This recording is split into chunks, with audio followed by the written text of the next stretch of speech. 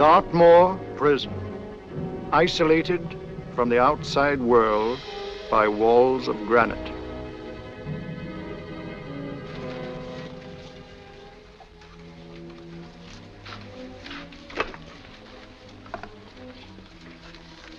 They say you could get out of here by merely telling what you know. You may or may not be another Scotland Yard bloke. But I'll give you the same answer I gave the others. I still have 2 years, 8 months, and 6 days left in which to make musical boxes. That'll be sold at auction for the benefit of this delightful sanctuary. And I intend to serve them.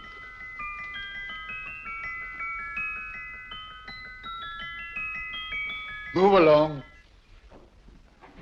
And now we come to the next object on our list, or I should say objects, because there are 3 of them.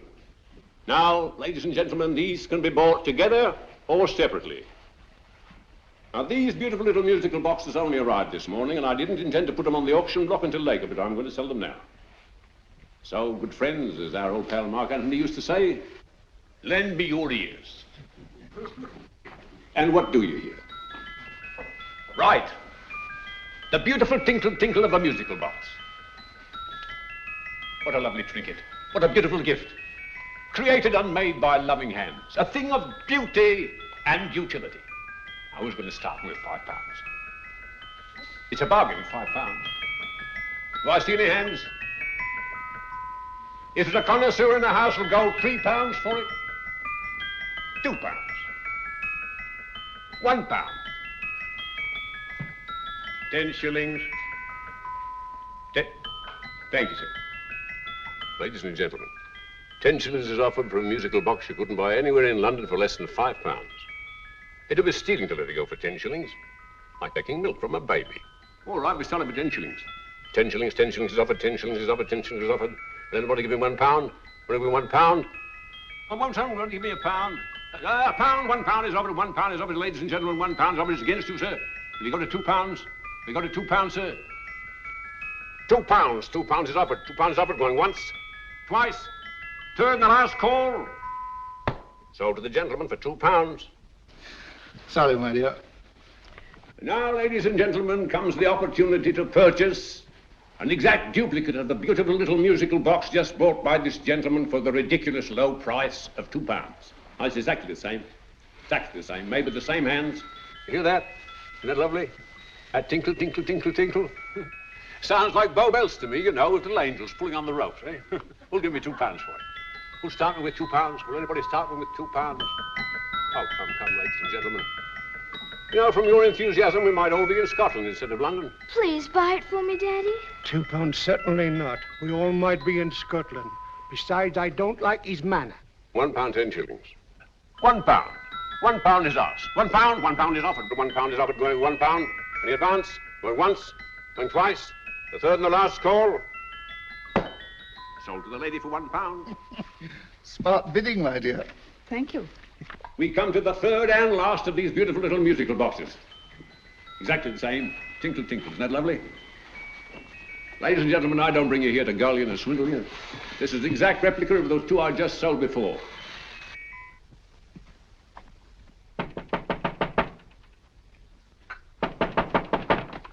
We're closed. But this is extremely important. Come in, sir, come in. I'm sorry to disturb you, but I was unfortunately delayed from arriving in time to bid on certain articles which I was rather anxious to obtain. Oh, perhaps they weren't sold, sir. We are carrying several things over. What might the articles be, sir? 3 identical musical boxes, about so large. Oh, I'm sorry, sir, but they were sold. Pity you weren't here to bid on them. They didn't bring anything like the real value. I'm most anxious to obtain them. I wonder if your records would show who the purchasers were. Oh, we don't usually give out that information, sir. For certain, shall we say, sentimental reasons, I'm most anxious to get in touch with the purchasers. I'd be willing to pay, shall we say, £5. Well, for certain sentimental reasons, sir, we'd be very happy to oblige. Alfred, today's sales. The 3 musical boxes. Musical boxes? Oh, here we are. The first purchase for £2 from Mr. Julian Emery, 52 Portman Square. Write this address down, Alfred. Yes, sir. Second didn't leave any name. Oh, how unfortunate. I think she's a dealer. You see, they don't like us to know where the things are going. On account of the profits. You say the second purchaser was a woman. Can you give me a description of her? Oh, she was a young woman, fairly tall, slender, had a light complexion and dark hair, and she was wearing A grey suit, don't you remember? That's right. She probably runs a gift shop. She paid £1. You say she comes here fairly frequently? No, I didn't say so. But she does, sir. Like as not, she'll come in on Thursday. We have sales on Mondays and Thursdays. Oh. And the third box? The third, Mr. William Kilgore, 143B Hampton Way. For 10 shillings.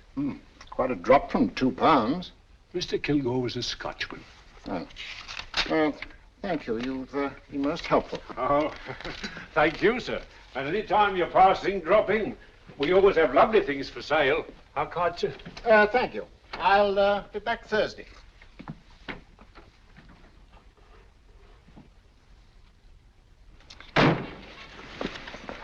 The message reached us too late. Musical boxes are being sold. Well, let's get out of here.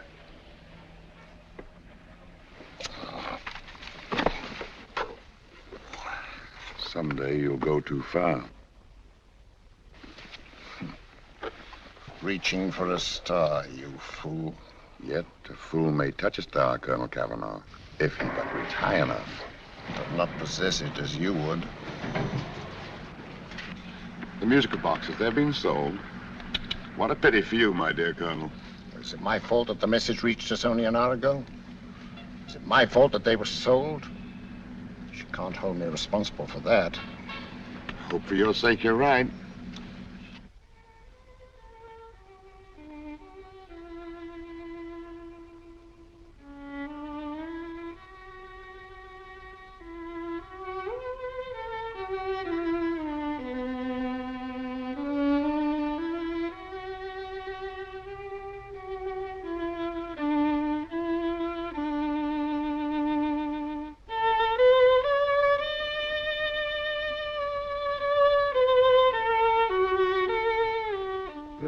Upon you tonight at 7:45, a gentleman who desires to consult you upon a matter of the very deepest moment. Remember that letter, Holmes? It was written over 2 years ago. An interesting case, devilishly interesting. Irene Adler. What a striking-looking woman from the brief glance I had of her. Seems only yesterday. What charm. What poise, and what a mind. Sharp enough and brilliant enough to outwit the great Sherlock Holmes himself. I take it the new issue of the Strand magazine is out, containing another of your slightly lurid tales. It is indeed. And what do you call this one? I call it A Scandal in Bohemia. Not a bad title, eh? If you must record my exploits, I do wish you'd put less emphasis on the melodramatic and more on the intellectual issues involved. More on the what do you mean by that? Well, I do hope you've given the woman a soul. She had one, you know. By the woman, I suppose you mean Irene Adler. Yes. I shall always remember her as the woman.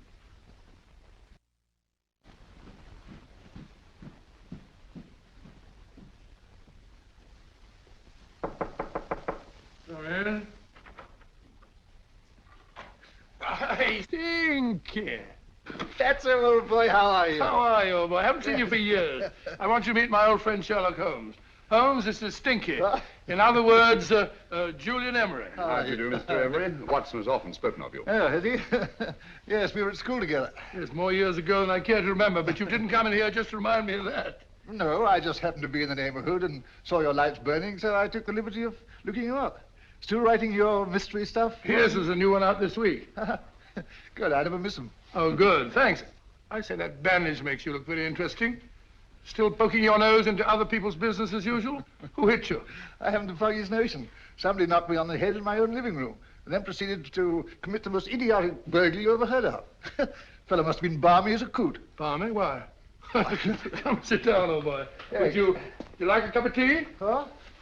Oh, all right. I'll go and tell Mrs. Hudson about it. Yeah. Why do you say the robbery was idiotic, Mr. Emery?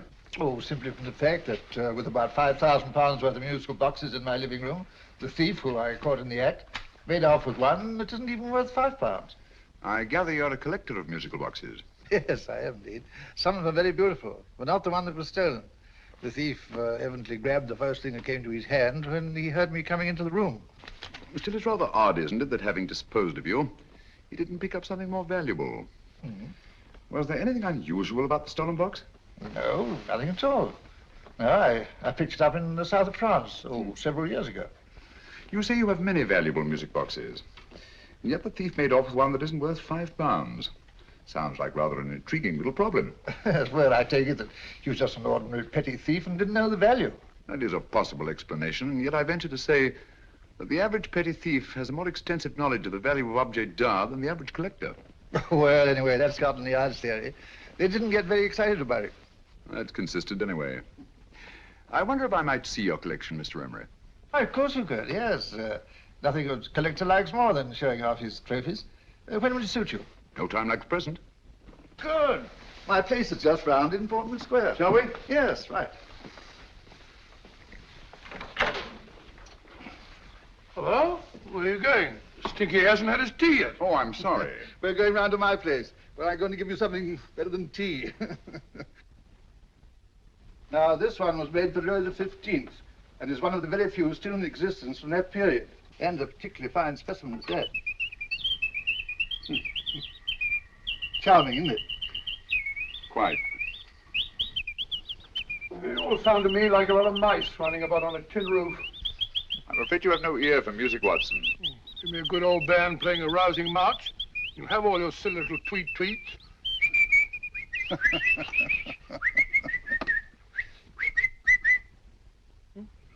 Another room. This is me.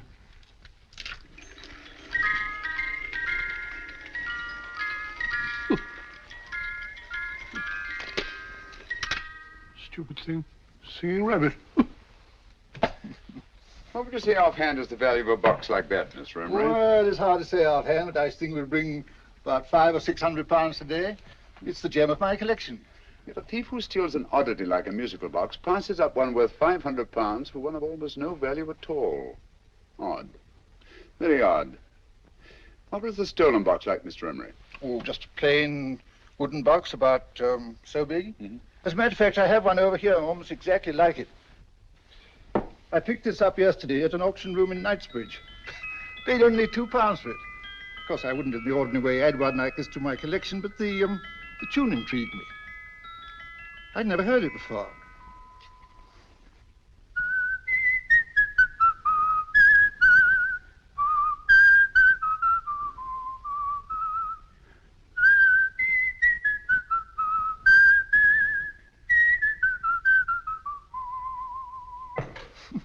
You have a remarkable ear for music, Holmes. Rather an unusual melody. Sit down, will you? Thanks. You say you bought that box at an auction sale yesterday? Yes, the Gaylord auction rooms in Knightsbridge. Mm-hmm. Run by old, what's his name? Crabtree.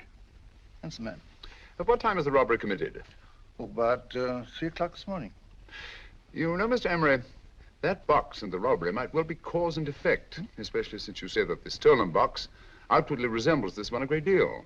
And Scotland Yard were not particularly interested, eh? Oh, yes, but I wouldn't blame them for that, especially as I told them I was quite unable to describe the thief, except, of course, for the fact that it was definitely a man. All you remember is that you came in here and someone struck you on the head. Yes, the next thing I knew, my man was trying to revive me. It might be wise for you to put that box away somewhere and lock it up. Oh, I don't think that's necessary. Besides, everything's insured. Well, at least if any further attempts at robbery are made, I'd suggest that you call the police, rather than running into any personal danger. Oh, come, Holmes, aren't you being a bit of an alarmist? Possibly. I must agree with old Stinky. Seems to me you are making rather a mountain out of a molehill. Molehill is the word, old boy, and it's time you were in bed. Thanks so much for letting us see your place. Now the day has been glad meeting you. Holmes, I can't understand why you were so mysterious. Seems to me the petty thief explanation was the only sensible one. Really? Yes, I can't see how you can believe it was anything else. I didn't say I believed it to be anything else. The petty thief theory is the obvious one, I grant you. However, it's often a mistake to accept something as true merely because it's obvious. The truth is only arrived at by the painstaking process of eliminating the untrue. We are not able to do that in this case without further data. Rubbish, you're pulling my leg. You're trying to turn a tuppenny-halfpenny robbery into an international plot. No, I'm not. I just hope that your friend Stinky is a little more cautious in the future. Just in case.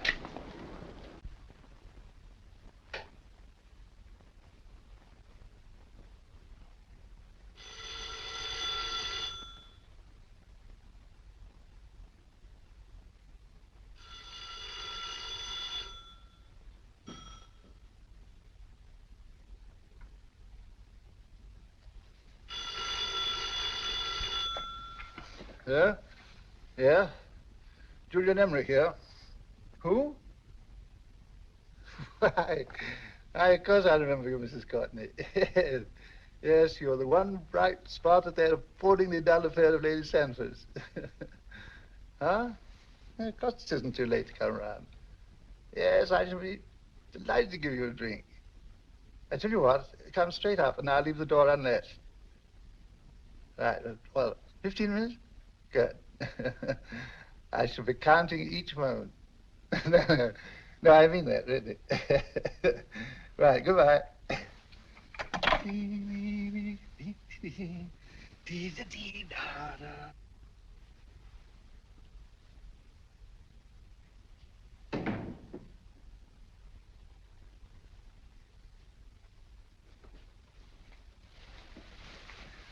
Boo!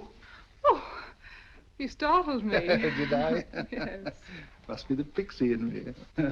I know I shouldn't have called you so late, but I was at a party just around the corner, and I remembered your invitation to see your collection of musical boxes. My dear Mrs. Courtney, pleasure is all the greater for being so unexpected. My friends call me Hilda. Thanks. Mine called me Stinky. Stinky, how quaint. Oh, what a perfectly wonderful collection of musical boxes. You know, when you told me you had a collection, I had no idea it was so attractive. Yes. They appeal to the ear as well as to the eye. Oh, what a plain little one. Why, it looks just like a country cousin amid all this grandeur. No. You mustn't underestimate the country cousin. Only last night a burglar broke in here, and with all these to choose from, went off with one very much like it. Really? Yes, I don't mind the loss of the box so much, but I do resent this crack on the skull. But it makes you look so interesting. Oh, do you think so? Uh-huh. It's funny, that's what old Fatso said. Fatso? I mean, Dr. Watson. He was here this evening with a friend, a Mr. Holmes. He's interested in my collection, too. Sherlock Holmes? Yes. Do you know him? I've heard of him. Yes, he seems to think I'm in some sort of danger. What a haunting tune. It takes me right back to my childhood. Really? You know, it's odd that you should be interested in that particular musical box. Odd? Why? Because Mr. Holmes is also interested in it. He may have been more interested in the tune than in the box. My dear Jess, that's right. I remember now. He whistled it note for note, having heard it only once. Really? He must be a remarkable man. Bit of an alarmist, if you ask me. Don't you believe in warnings? Of course not. Who'd want a box like that? I would. You're not serious. Oh, but I am. Well, you put me in a very awkward position. I'm a collector, you know. And the collector buys but never sells. But if the price were high enough... The price has nothing to do with it. It's the principle of the thing. Yes, well, we haven't had our drink. No, thanks. I must be getting along. Must you really? I'm afraid so. You're not walking out on me, are you? My reputation. Stinky. I say, you know, you are an attractive woman. Thanks.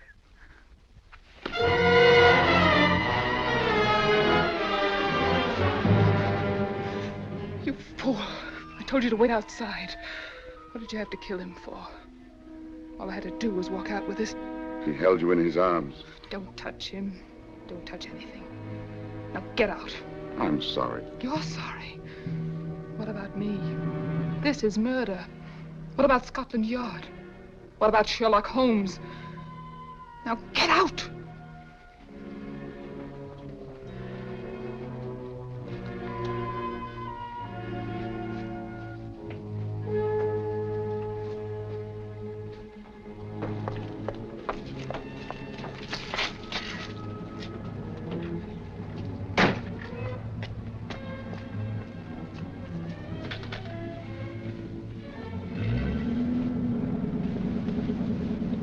Did you get it? Good. Did you have any trouble with him? Just a matter of murder.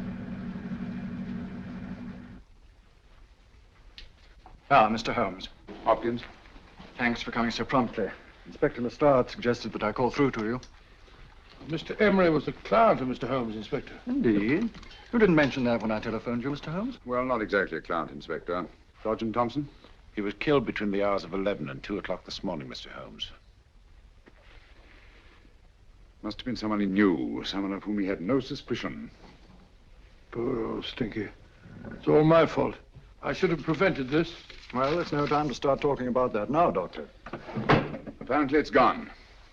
That's the second attempt on the musical box that Emery bought at the auction sale. And this time it was successful. But that box was only worth £2. It was worth a man's life, Watson. I think we'd better pay a visit to Gaylord's auction room and that fellow Crabtree. Inspector, may I suggest that you make a complete search of this flat for a small, plain, musical box about that size? Thank you. Come on, Watson. You say the first box went to Mr. Julian Emery. The second to Mr. Kilgore, 143B Hampton Way. And the third to the unidentified young lady who presumably has a shop and lives near Golders Green. That's right, Mr. Holmes. Isn't it rather strange, Mr. Crabtree, that you should have had 3 identical musical boxes all playing the same tune? Where'd they come from? Dartmoor Prison. Dartmoor? Here, we get a regular shipment from there every month. The inmates manufacture them. Well, they make all kinds of things, you know, pipe racks, wastepaper baskets, musical boxes. Did you happen to notice if anyone showed any particular interest during the auction in the purchasers of these 3 boxes?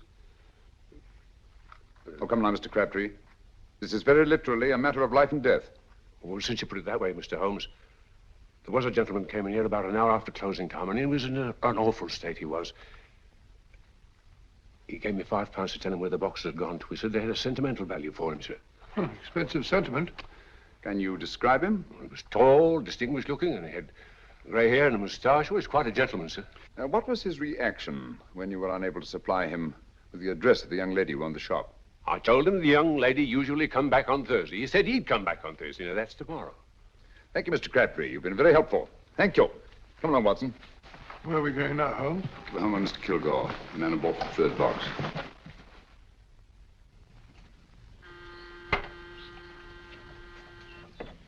But hang it all, Holmes, how do you know those other 2 musical boxes are of any importance? I don't, but I certainly have no intention of waiting until the owners are murdered to find out. No one at home. I hope that's the explanation. I'll have a look through this window.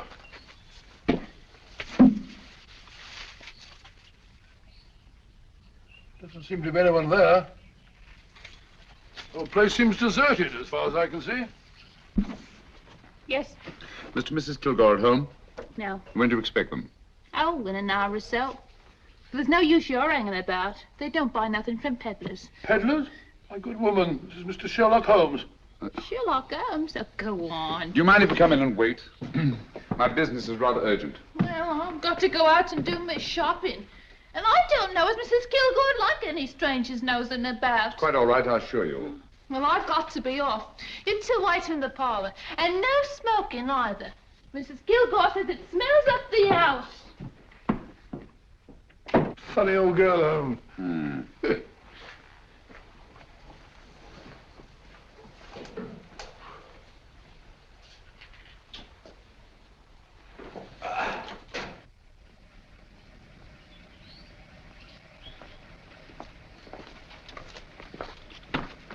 Park Lane. Park Lane? And what would the likes of you be doing in Park Lane? Now, don't worry about the fare, Ducky. If you knows how to get to Park Lane, up it.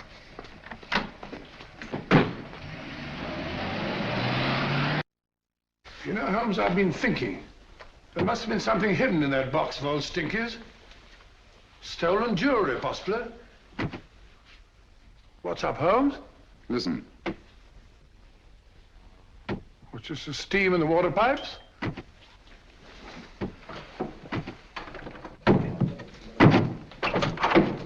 Watson! Wait, Scott! Come on, Holmes. Get on the chair here. All right, my dear. There. Now, don't worry. It's all over. There you are, dear. Don't cry anymore. She tied me up and shut me in the cupboard. I know. She won't come back. Did you show her your new musical box? Yes, she said she wanted to hear it play, and as soon as I showed it to her, she grabbed hold of me. I know. Now, don't worry. We'll buy you a new musical box. Yes, my dear, the best one in London. Watson. Oh, what a fool I've been. What do you mean, Holmes? She took the musical box out of this house and that market basket, right under our very noses. Why could the Kilgore charwoman want to take the music box? She isn't the Kilgore charwoman. She's a consummate actress. An extremely clever, unscrupulous woman who will stop at nothing. Take care of the child, will you, Wolfella, until our parents get back. Explain everything to them. Of course I will. But, Holmes, where are you going? Somewhere, somehow. I must get to the young lady who bought that third musical box before our opponents find her. I only hope that I won't be too late. Oh, no. No, darling, you mustn't cry anymore. Now, cheer up. Would you like to hear old Uncle make a noise like a duck?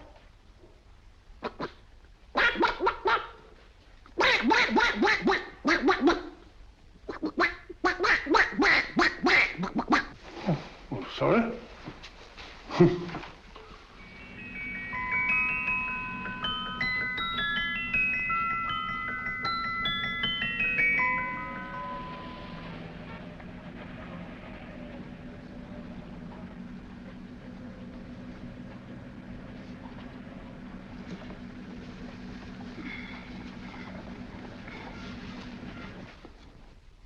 Now, ladies and gentlemen, how much am I offered for this beautiful lace Dresden china figurine? A lady of the French court. Now, this is the genuine article. What a beautiful ornament for your mantelpiece. Or you could use it as a centerpiece on the dining room table. Now, will somebody start me for £10? Will somebody start me for £10? £8? £7? All right, £5 is offered, £5 is offered, £5 is offered, £5.10, £5.15, £5.15. £6 is offered, £6, going once, going twice, the third and the last call. Have you all done? Sold to the lady from Twickenham for £6. Next, we have a real museum piece, ladies and gentlemen. A fine 19th century doll. A costume, an exact replica of the holiday clothes worn by the Hungarian peasant women. Now, ladies and gentlemen, an article like this would cost you from £15 to £20 in a West End shop. I'm not going to ask for anything like that. Who'll give me £2 for it? £2. Anybody offer me £2? £2 for the Hungarian? £2? £1. What? Did anybody give me £1? Anybody offer me £1 for the doll? £1 is offered, ladies and gentlemen. £1 is offered. Now, I'm not going to waste your valuable time or mine in trying to get one half of what this beautiful doll is worth. If the young lady can steal it for £1, that's her good fortune. So it's going once, it's going twice, the third and last call. Any more? Sold to the young lady for £1. And now, ladies and gentlemen, may I draw your attention to something which may be a great surprise to you, worthy of any collection. The only other one like it is in the British Museum. It's a Ming vase of the 7th dynasty. This vase lay in a large collection somewhere outside Rome for over 2 centuries, I understand. It was discovered there by the noted antiquarian Sir Andrew Coppleston. Now, some of you may remember Sir Andrew Coppleston. Besides being a noted traveller and antiquarian, he's also a gentleman rider.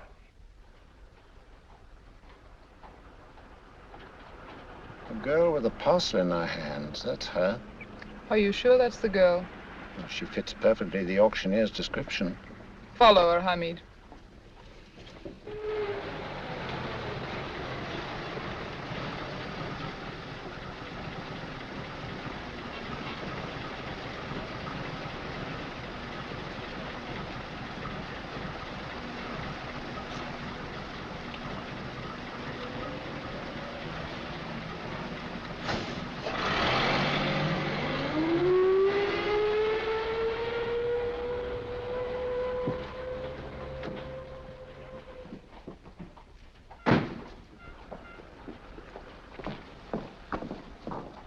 It's lovely, dear. And only £1. We can get at least 3 for it. Easily. I'll go make some tea. I could do with a cup. Right. Good afternoon. Good afternoon. I'm looking for a birthday gift for a 7-year-old girl. What would you suggest? We have some lovely dolls. Now, this Hungarian I think peasant- she has enough dolls already. Books are always welcome. Well, I'm looking for something a little different. Oh, that's rather cute. What is it? Well, that's a musical box. Children always love them. And this is an exceptionally nice one. It plays many tunes.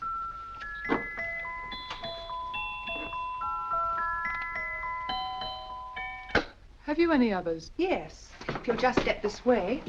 I have only 2 left.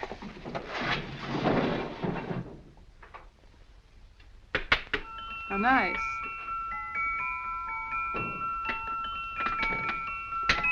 Are you sure this is all you have? I'm sorry. They're rather hard to find, you know. That's our entire allotment. I did have one other, but I sold it earlier this afternoon. But it was only a plain wooden one. It wouldn't have been a very nice gift for a child. Really? Do you happen to know who the purchaser was? Why, yes. He left his card, just in case anyone should inquire for him.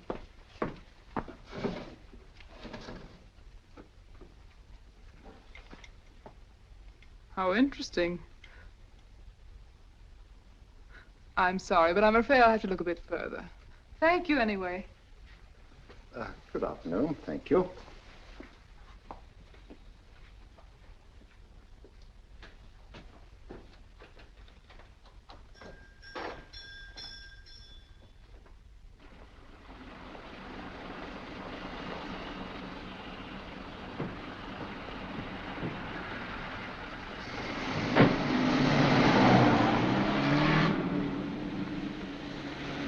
Heavy! Follow that cab. Here, now, what? Scotland Yard. Hop in.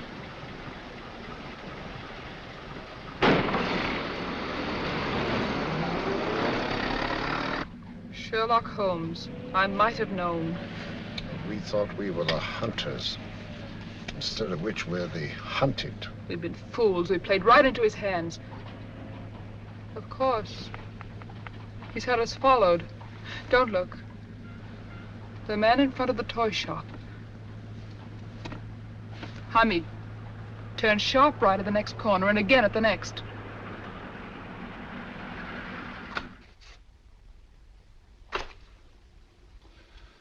No photograph of her, Commissioner, as I expected.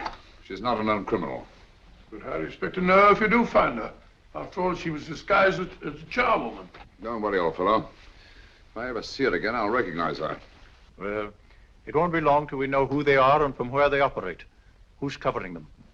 Sergeant Thompson's following them, sir. They won't get away from him. He's a good man. We could have arrested them at Clifford's toy shop if we had any proof. But we know that they killed Emery. Proof, my dear fellow. We must have proof. We've x-rayed it, sir. There's nothing whatever concealed in the box. We'll have a look at the plates.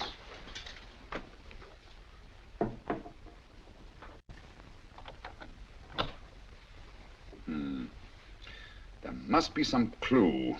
And it's probably so obvious that we've all overlooked it. Seems to me we're up against a bunch of lunatics. Not lunatics, my dear fellow. Extremely astute, cold-blooded murderers. What can these little musical boxes have in them that's so important? Don't forget they were made in Dartmoor prison. You can smuggle stuff into prison, but not out.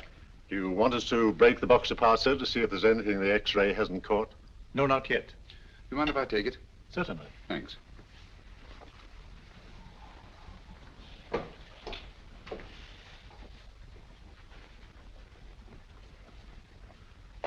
The governor of Dartmoor Prison informed us, sir, in answer to Mr. Holmes' question, that all 3 musical boxes were made by the same convict, John Davidson, serving a 7-year term, sir. Davidson? The Bank of England plates. That'll be all. Yes, sir. Now we're getting somewhere. Wait a minute. How did you know about the plates, Mr. Holmes? I'm a student of crime, Inspector. I make it my business to know about such things. And when the name of Davidson was mentioned... Well, who is this fellow Davidson? As long as Mr. Holmes seems to know all about it already, I suppose there's no harm in telling you. 2 years ago in London, there occurred a robbery of such tremendous importance, although the stolen articles themselves have no intrinsic value whatsoever, that the Home Secretary was instrumental in seeing that not a word of it appeared in any newspaper. But you never told me anything about this, Holmes. You were away at the time. Articles of no intrinsic value and yet of such importance? I don't understand. Davidson was apprehended within 15 minutes of committing the theft. But by that time, he'd hidden the articles in question and they've yet to be found. Before going further, Dr. Watson, I must inform you that this matter is not to be mentioned outside of this room. Of course not. Do I look like a man who'd gossip? Let's not go into that now, old fellow, shall we? Davidson had been employed for years in a position of extreme trust by the engravings department of the Bank of England. The articles he stole were nothing less than a complete duplicate set of plates for printing £5 notes. What? The Bank of England's own plates? Precisely. And with those plates, a gang of crooks could flood England with £5 notes, not forged in the usual sense of the word, but notes undetectable from genuine Bank of England notes in any way whatsoever. Good heavens. Any whisper at all might have resulted in enormous damage in shaking public confidence in the Treasury. We tried everything after we arrested Davidson. Offered him a shorter sentence if he'd tell us where he'd hidden the plates. Why, we even put in Scotland Yard men with him as cellmates, but no results. Obviously, Davidson's a man of strong character and infinite patience. Yet suddenly he feels impelled to smuggle out the secret of the hiding place of the plates to his confederates. Why? I don't understand, Mr. Holmes. Well, for example, has the Bank of England made any plans to radically change the design of the £5 note so that in, say, 7 years from now, notes made from the stolen plates would be worthless? Confidentially, Mr. Holmes, such a move was discussed. But replacing all the £5 notes in circulation would be such a Herculean task that nothing's been done about it as yet. I see. Of course, there is another possible explanation. Davidson didn't have much time to find a hiding place before he was captured. He may be afraid that the plates will be accidentally discovered before he's released. Hence his anxiety to communicate their whereabouts to his confederates as soon as possible. I believe you've hit it, Mr. Holmes. I'm sure that the message is contained in this musical box. Or rather, in all 3 musical boxes, since possession of all 3 seems to be essential. Our opponents have 2/3 of the puzzle, we have 1/3. Well, what are you going to do, Holmes? Try to deduce the message from the 1/3 that we have.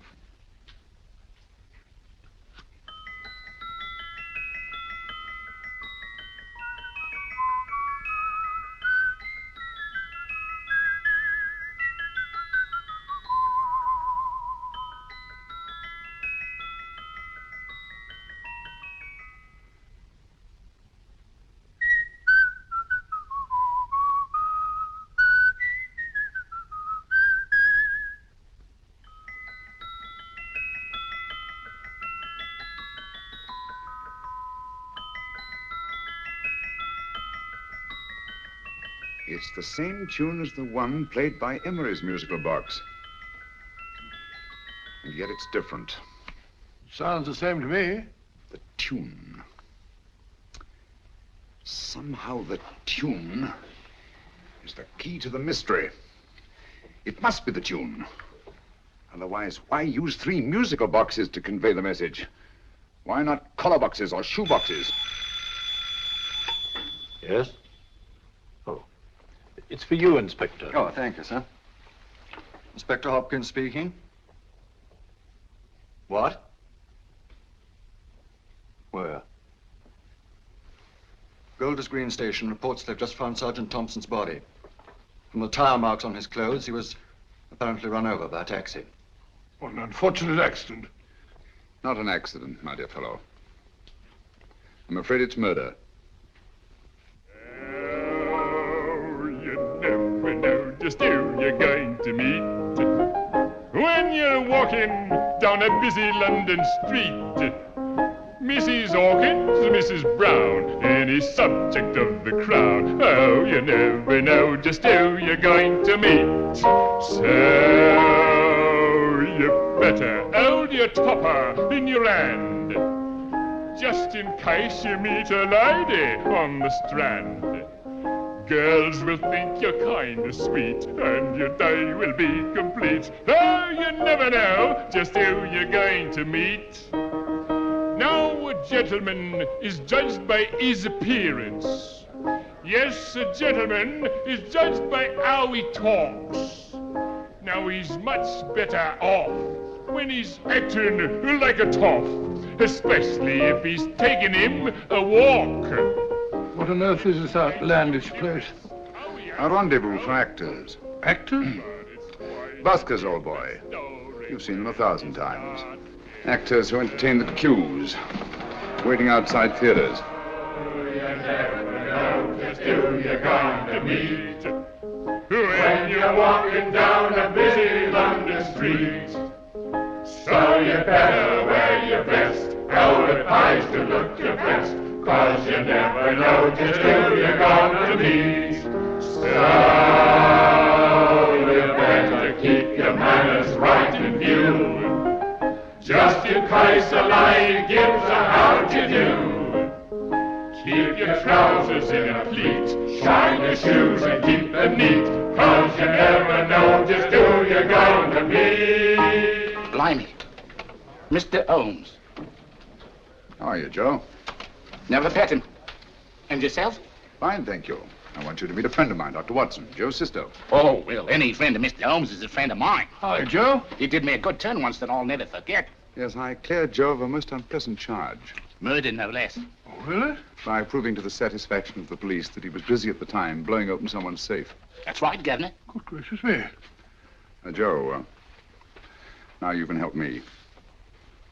Come on, buzz off, buzz off. Come on, up it, up it. Can't a gentleman have some peace and quiet around here? And you too. There you are, Mr. Holmes. Now we can have some peace and quiet around here. Thank you, Joe. There's £5 in this for you. Well, I wouldn't want to take it on myself, sir, but I can get somebody to do it for you for half of that. You don't know what the job is yet. For £5? Murder, ain't it? What? No, Joe, not murder, just music. I want you to identify a song for me. Oh, there ain't a song that's been written that I don't know. That's why I came to you.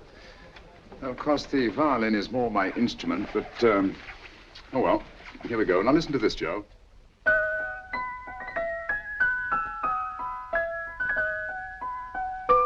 Wait a minute. You're playing that wrong. That should be E natural, not E flat. You know the song? Oh, yes. It's an old Australian song called, The Swag Man. But you're playing it all wrong. That's what I hoped you'd say. Now listen again, Joe.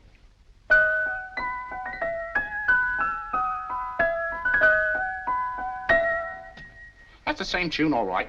But you're making different mistakes than you did the first time. No, not mistakes, Joe. Call them variations. Here, play the song for me. We'll know the way it's written.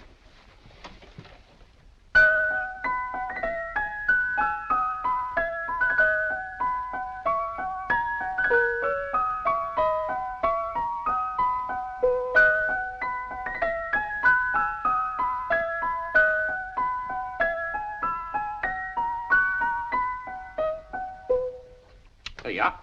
Thank you, Joe. What's it mean, Holmes? Are you onto something? Perhaps.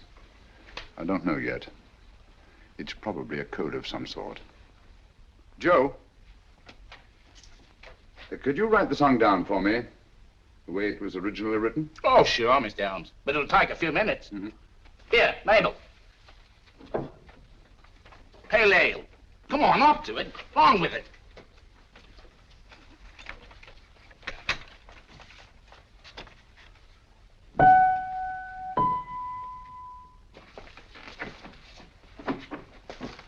Well, obviously it isn't the lyrics.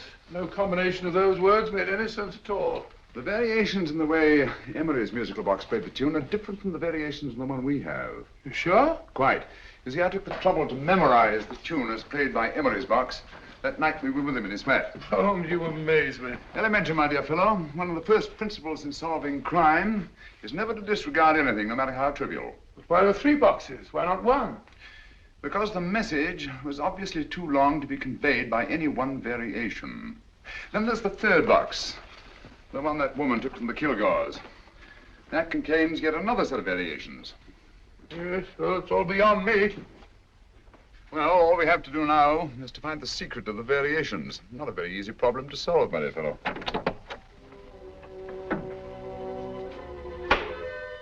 Hello.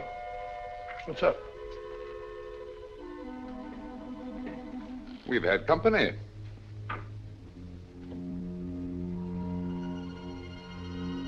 I say, this is outrageous. Ask Mrs. Hudson to come in here, will you? Right.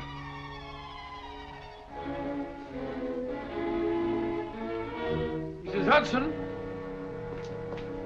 Yes? Oh, there you are. Will you come up here at once, please? Coming, sir.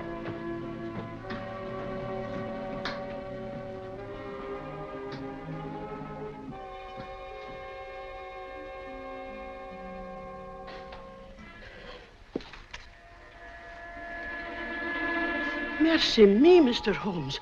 What has happened? Who called while we were out, Mrs. Hudson? Just a young lady. The one who said you wanted her to wait for you. And a nice-looking old gentleman with Our her. friends again, Watson. Friends? What did the young lady look like? Oh, I couldn't see her face. She had a heavy black veil on. But she had such a nice way with her. Oh, I'm sorry, Mr. Holmes, if I've done anything wrong. But you did say I should always let clients come in and wait for you. Don't worry, Mrs. Hudson, don't worry. You had no way of knowing. It's quite all right, quite all right. Now, don't worry, Mrs. Hudson. Don't worry. Where on earth's the musical box? They didn't get it. Didn't get it? Where is it? It's in your hand. Huh? In that biscuit jar. Pick the biscuits off the top.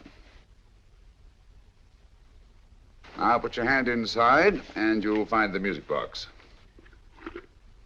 Well done, Holmes. Well done. Amazing.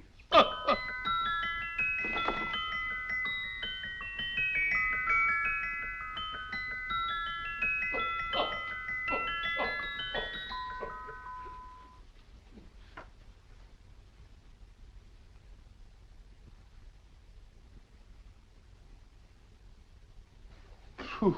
Nice fresh smell. Like a pub after closing time.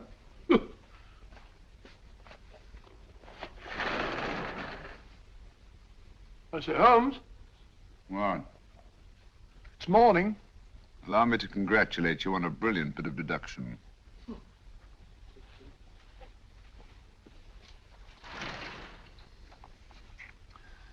It's not a transposition, not a polygraph transposition, not a trigraph, nor any known form of decoding. How about the Morse code? Have you tried that? Yes, at about 3 o'clock this morning. I'm sorry, old man. I was only trying to help.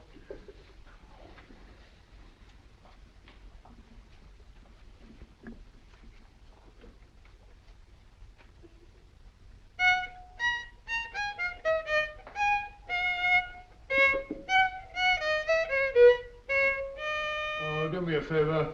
Not again. Must have heard that thing 1,000 times. Kept me awake all night.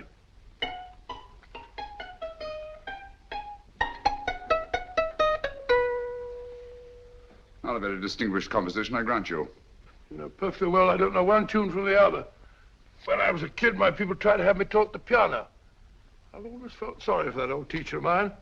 The poor old girl finally reached the point of numbering the keys for me. 1, 2, 3, 4. Even then, I never progressed beyond... Numbering the keys, Watson. The 19th key of the keyboard is the 19th letter of the alphabet. S. Here. Write it down when I give it to you, old fellow, will you? The first altered note. Write S first. Now, the 8th key is H. The 5th key, E. The 12th key, L. The 6th key, F. S-H-E-L-F. Shelf. Your piano lessons were not in vain, old fellow. You've solved it. Thank you. Thanks, old bean. Hold it. We now have 2/3 of the message. Behind books, third shelf, secretary, Dr. S. Presumably, these are the first and second portions of the message. And this gang has the first and third parts of it. Precisely. Then it's a stalemate? Yes, Commissioner, but we can't leave it like that. There's no doubt in my mind that they'll try to secure our third of the message that's missing. Well, I assume you've taken every precaution to guard the Clifford music box. Oh, yes, it's carefully hidden at Baker Street with Dr. Watson on guard. However, I'm reasonably certain that, difficult as it may be, we can find the plates even without the missing part of the message.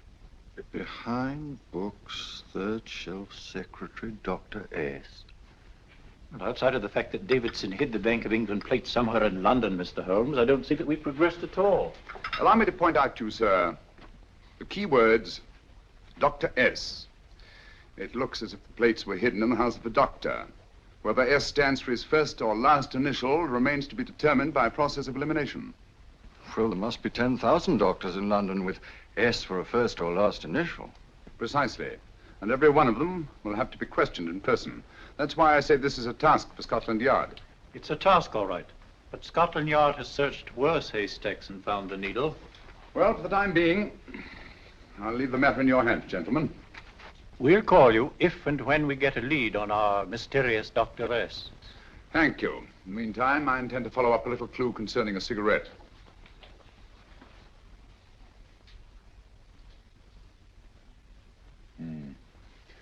You're certain of the identification of the tobacco? Absolutely. I have made up this special blend for only 3 customers. It is almost pure Egyptian, with admixture of latakia for added body, and a pinch of perique. Merely a whisper, as one might say, for elusive fragrance. Yes. And the 3 customers? Major Wilson in Bombay, India. Mrs. Catherine Leamington Smith in Ireland. Yes, and the 3rd?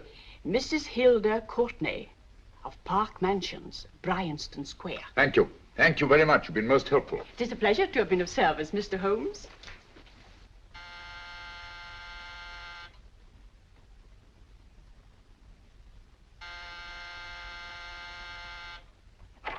Yes?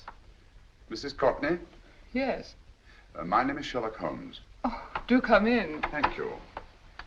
I've heard of you, of course, Mr. Holmes. I believe we have a mutual friend in Sir Edward Brookdale. He's spoken to me of you quite often. Indeed. And to what good fortune am I indebted for this visit? I think you know Mrs. Courtney. Well, I did get a summons for speeding last week. But outside of that, I don't think I'm of any interest to the police. Oh, come now, Mrs. Courtney. You seem to forget that you and I have met before. I'm sorry. I'm sure I would have remembered meeting the great Sherlock Holmes. Please sit down. Thank you. You say we met before. Yes. At the home of Mr. and Mrs. Kilgore, 143B Hampton Road. Kilgore? I don't think I know anyone of that name. Well, I didn't say you knew them. As a matter of fact, you called on them when they were out. I don't understand, Mr. Holmes. Really? And you were dressed rather differently. Indeed. Cigarette? Thank you.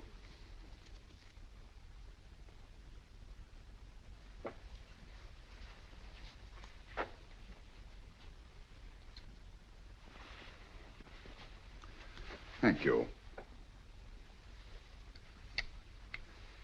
You know, Mrs. Courtney, people generally forget, in assuming a disguise, that the shape of the ear is an almost infallible means of recognition and identification to the trained eye. Evidently, you've mistaken me for someone else. Oh, no, not at all. Though naturally, I expected your denial.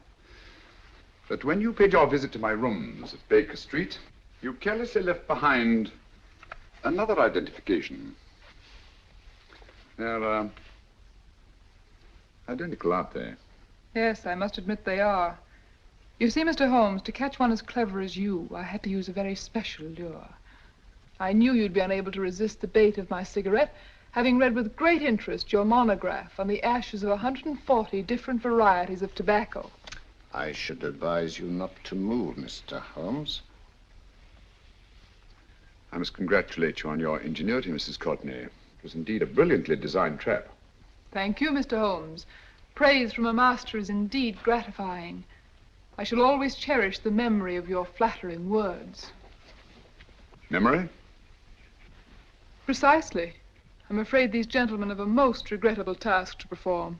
Unless, of course, you care to turn over the missing musical box with your pledge to take no action against us in the future. I'm afraid that will be impossible. I thought that would be your answer. Hamid!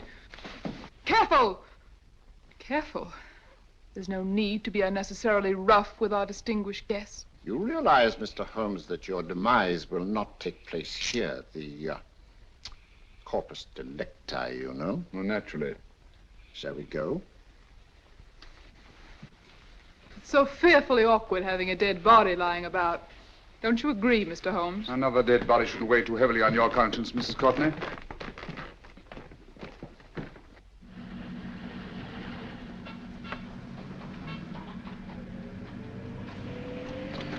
You mind if I have a cigarette? Don't see why not.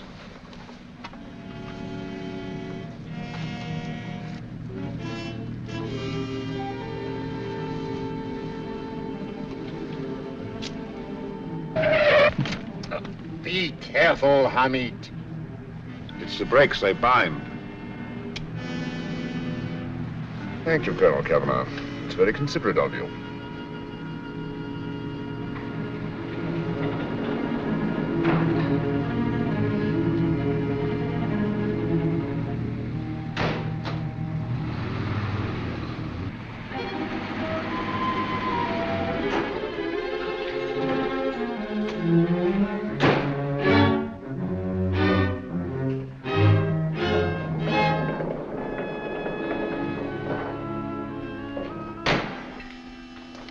You'll be happy to know, Mr. Holmes, that your death will be a painless one.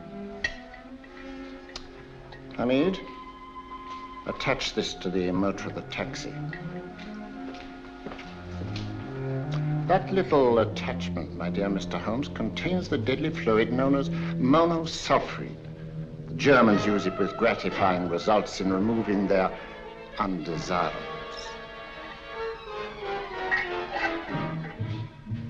Start the motor.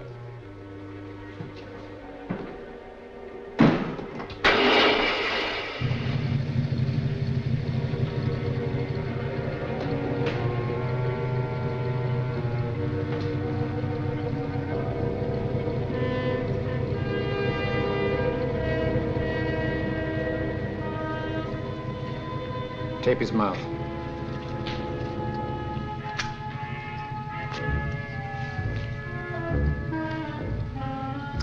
Now, up with him, Hamid.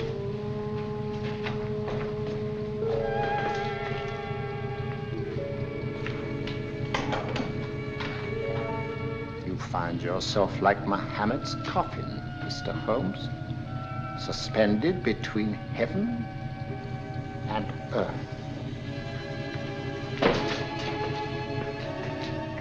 Plenty of fuel in the tank?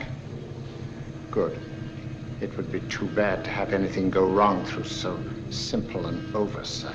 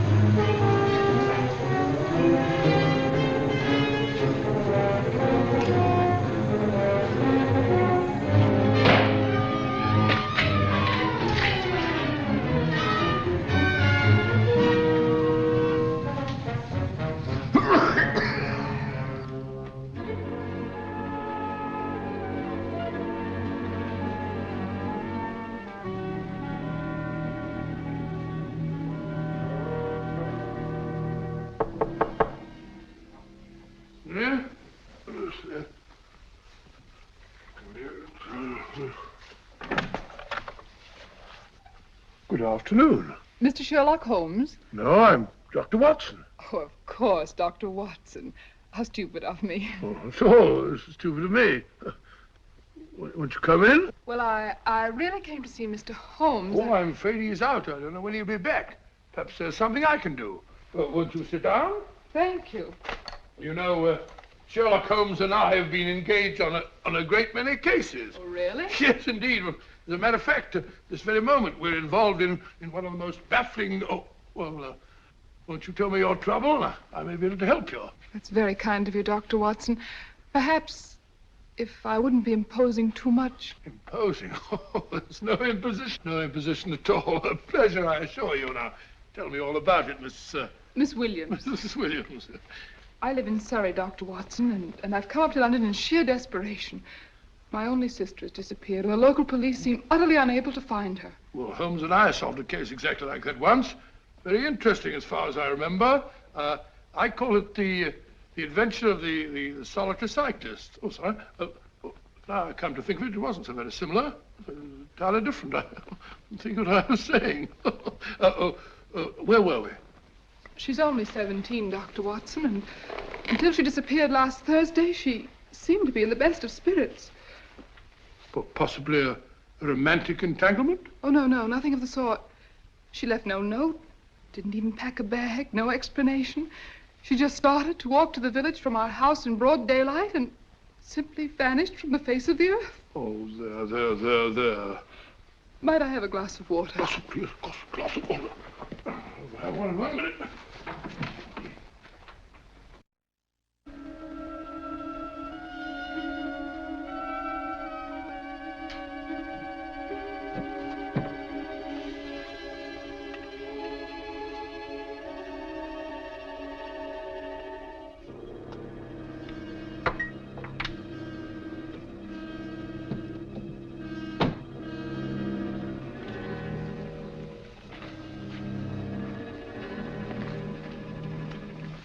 There you are, my dear. Thank you, Dr. Watson.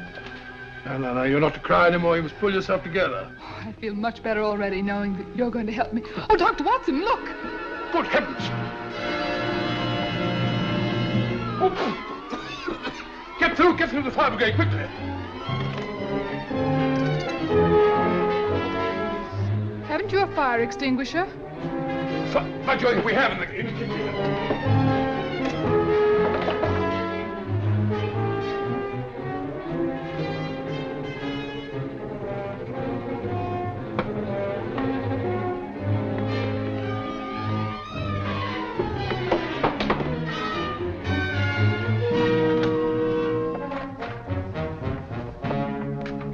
Don't you worry, Miss Williams. We'll have this thing out in no time.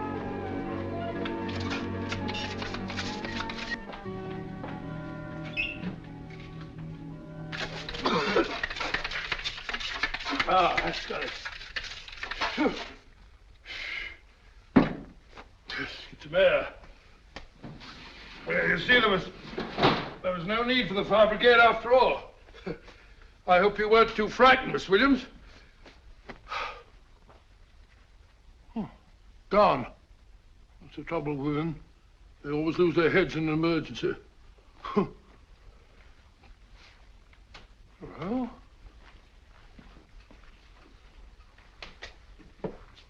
a musical box. Great Scott! Miss Williams!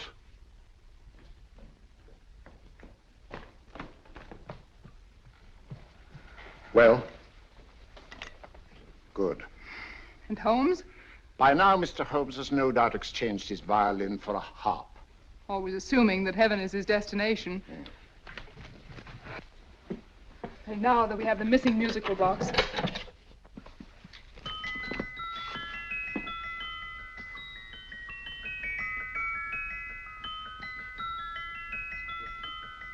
Nineteenth note. 19th letter. Yes. He hasn't been there, you say? Holmes, where on earth have you been? I've been trying to get you at the club, at Scotland Yard, all over London. You're looking for me in the wrong places.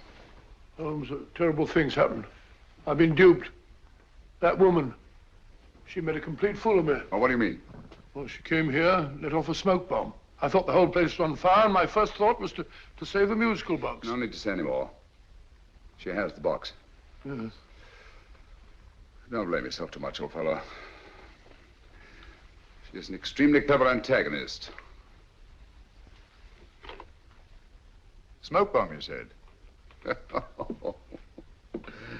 Well, you can console yourself with the thought that your charming friend is at least a reader of yours. What do you mean? If I remember correctly, you wrote about my little experiment with smoke and the cry of fire in a story you entitled A Scandal in Bohemia, which has just appeared in the Strand magazine. All right, old boy. Don't rub it in. Well, it may cheer you up to know that you made a fool of me, too. That cigarette stub was planted here for one express purpose. We're going to bandaging around this place. Bandaging? What's the matter, Holmes? You hurt? Explanations will have to wait until later. At the moment, we're faced with a problem which I fear is insurmountable. Come over here, old boy, will you? Right. Our opponents are in possession of all three parts of the code. And here are we, while the Bank of England plates pass into their possession. Cheer up, old fellow, cheer up. As Dr. Samuel Johnson once said, there's no problem the mind of man can set that the mind of man cannot solve. What's that, old fellow? I was just quoting Dr. Samuel Johnson. He said there is Thank no... you, Watson. Thank you. Leaving the front reception room, we come into the main hall, where Dr. Johnson was in the habit of passing through to have his meager meals in the dining room opposite, in company with his friend and biographer, James Boswell. We will now pass up the stairway, which remains in its natural wood finish, just as it was when the good doctor was here. The framed etching on the wall is believed to have been presented to Dr. Johnson by the distinguished painter, Sir Joshua Reynolds.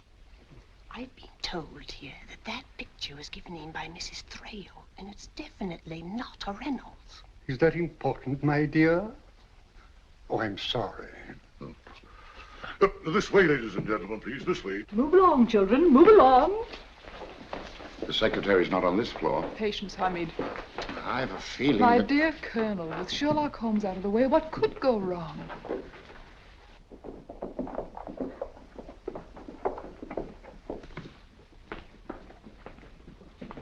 And here we have the Garrett Library, in which Dr. Johnson wrote his famous dictionary, and in which you will see also many of the great man's books and other items of interest. Step forward, ladies and gentlemen, please, step forward. Standing in the corner is the secretary, which contains many of the original works by the literary genius. On this table, Dr. Johnson's cat, Hodge, used to sleep while his master worked. A strange thing about this cat, ladies and gentlemen, was its love of oysters. They do say that the dear doctor often went hungry to find the cat that delicacy. What a pity. Now we will visit the grey room, which is immediately below us, in which you will see the very bed in which Dr. Johnson died. What did he die of? Gout. Just gout. This way, ladies and gentlemen. Mind the steps, please.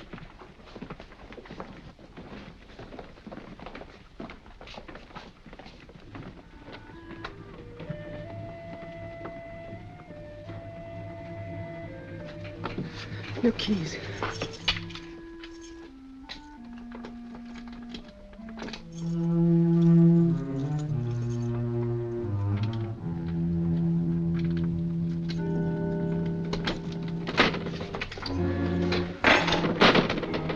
Third shelf up.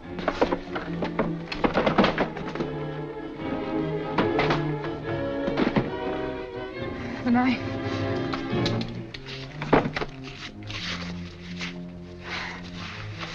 Gentlemen, the Bank of England plates. Well, Mrs. Courtney, so we meet again. No, I shouldn't do that if I were you, Colonel Kavanaugh. I must congratulate you, Mr. Holmes. You're far more clever than I thought. Thank you, Mrs. Courtney. Praise from you is indeed gratifying. I shall always cherish the memory of your flattering words. Memory? Oh, thank you. And now I have a most regrettable task to perform.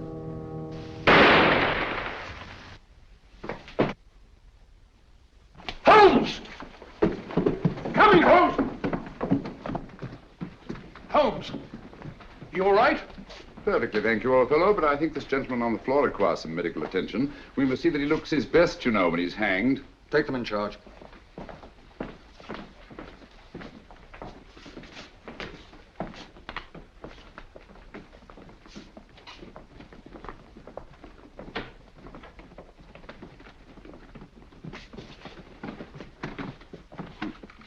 A brilliant antagonist. It's a pity her talents were so misdirected.